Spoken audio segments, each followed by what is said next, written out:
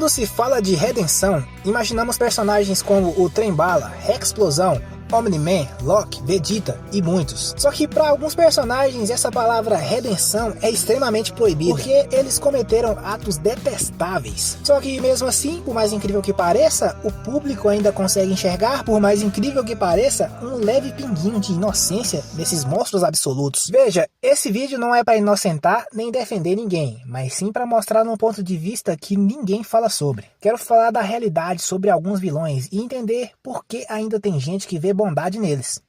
Conquista, um Viltrumita antigo e poderoso, cujo nome faz qualquer outro monstro do Império ficar com a guarda levantada. Esse Viltrumita não luta realmente pelo Império, mas ele luta para saciar sua sede de batalha. Veja, o Conquista é uma arma do Império Viltrumita, uma arma que foi aprimorada durante séculos de batalha. Ele é tipo Kratos, só que sem a redenção. O Conquista é violento, todos acham ele instável, por isso ele vive praticamente que exilado da sua própria raça. Alguns outros Viltrumitas ainda mantêm algum tipo de convívio no Império, mas o Conquista não. Para ter sucesso, o Conquista se desprendeu de tudo. Isso, olha essa caixa de pedra fria que ele chama de lar. E esse lar do Conquista nos traz uma reflexão um quanto perturbadora. Será que para ter sucesso é preciso ser frio, tão frio a esse ponto? Amigo, o Império de Viltrum tinha uma última arma quando a conquista de um planeta falhava. E essa arma é o Conquista. Quando se fala de violência e de atos detestáveis, é com ele mesmo, porque ele gosta de matar. Mas espera, então que argumento pode ser usado para mostrar um pingo de bondade nesse monstro? E bem, eu tenho dois argumentos que não justificam seus atos, porém nos mostra um ponto de vista interessante. Se liga só. O Nolan se redimiu e se arrependeu depois que viveu na Terra. O General Krieg teve muitas esposas e conseguiu se apegar a todas elas. Lucan também conseguiu se apaixonar e ser fiel. Todos os Viltrumitas mudaram quando viveram na Terra, até a Anissa, estudadora.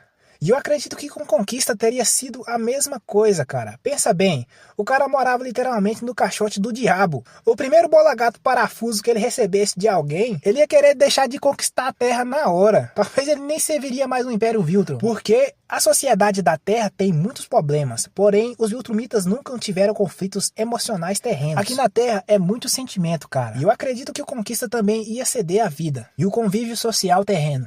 E o segundo argumento que pode aliviar um pouco os atos desta besta infernal é propósito.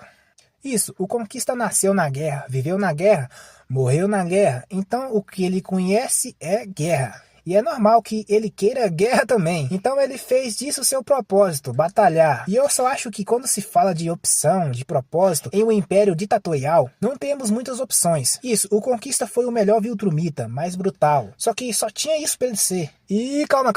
Esse argumento é meio bosta. E é meio bosta mesmo. Porque a existência do Tails refuta ele instantaneamente. O Tails prova que dá pra você ser do bem. Não importa onde você nasceu. Você pode ser diferente, mesmo que todos queiram que você seja igual. Não importa onde você nasceu. Você pode chegar aonde você quiser, amigão. O propósito do Conquista era matar, mas ele poderia ter sido algo melhor. Capitão Pátria.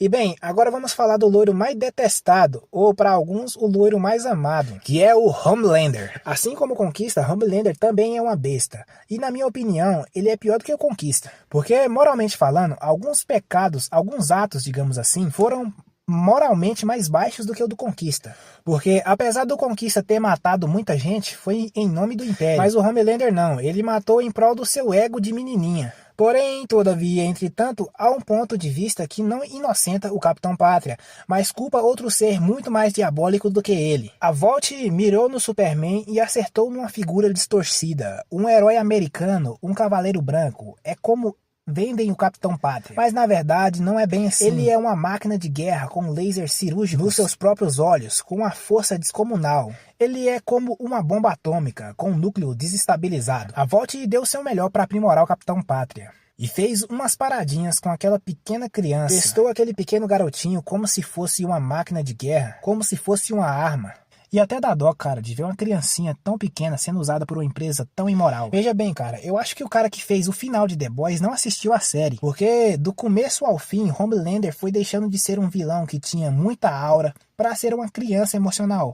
Nas primeiras temporadas, Homelander incomodava muito, não só os personagens da série, mas quem estava assistindo também. Ele era literalmente um ditador, com o peito estufado, com muito poder, e você não sabia quando ele podia fazer algum mal, porque na mesma hora que o desgramado estava sorrindo, ele já ficava sério, causando uma tensão não só nos personagens da série, mas em quem tá assistindo também. Olha o peso dessa cena aqui que ele conversa com um francês no furgão. E eu acho que essa aura deveria ter sido mantida até no final da série, crescido cada vez mais gradativamente, até ele se tornar um vilão intancável. Porque convenhamos, antes o Homelander botava medo nos personagens da série e no telespectador também. E convenhamos, nas últimas temporadas ele foi transformado em um bebezão que mendiga por amor, como se diz o seu próprio papai. E veja bem, a cena do último episódio, onde ele implora por sua vida, não inocenta esse capacho cruel do diabo, porque os seus atos são detestáveis, apesar de qualquer coisa. Porque sim, ele cometeu coisas absurdas, extremamente sujas, extremamente imorais. E eu não quero inocentar ele de nenhuma forma, porque realmente eu acho justo o que aconteceu com ele, foi bem merecido. Mas essa cena nos mostra que não é só ele o mal da história, mas sim a Vault. A Vault pegou um ser humano e fez dele um produto, um ser humano com emoções, e o torturou.